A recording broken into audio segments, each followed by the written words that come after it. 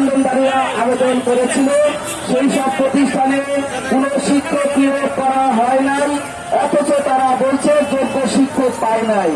আমি এনটিআরসির চেয়ারম্যান এনামুল কাদের খানের কাছে সুস্পষ্ট জবাব চাই।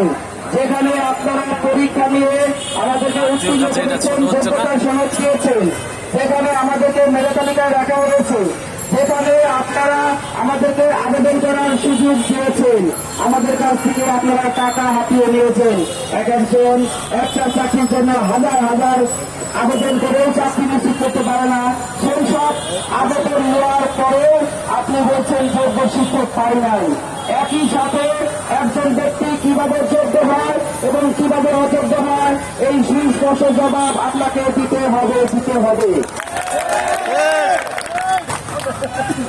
এনটিআরসির 8,000 যোগ্য শিক্ষক পায়নি, সেই সব প্রতিষ্ঠানের প্রধান শিক্ষকের কাছে আমার কয়েকজনের সাথে কথা হয়েছে। তারা বলছেন আমরা এনটিএ পদে সুপারিশ দিয়েছিলাম, এনটিআরসিকে লিখিত দিয়েছিলাম, তারা আমাদের ওই সব পদে কোন শিক্ষক সুপারিশ করেনি। কিন্তু আমার কাছে প্রমাণ আছে ওই সব পদে অবশ্যই আমাদের নিবন্ধনকারী ভাই বোনেরা আবেদন করেছে। তাহলে আপনাকে জবাব দিতে হবে, আপনি আমার কাছ থেকে আবেদন নিয়েছেন, আমার কাছ থেকে আপনি লক্ষ লক্ষ কোটি কোটি টাকা হাতিয়ে নিচ্ছেন, আবার অপর দিকে আমাদের অযোগ্য বলছেন। এইভাবে চলতে থাকলে আমাদের নিয়ে কি হবে?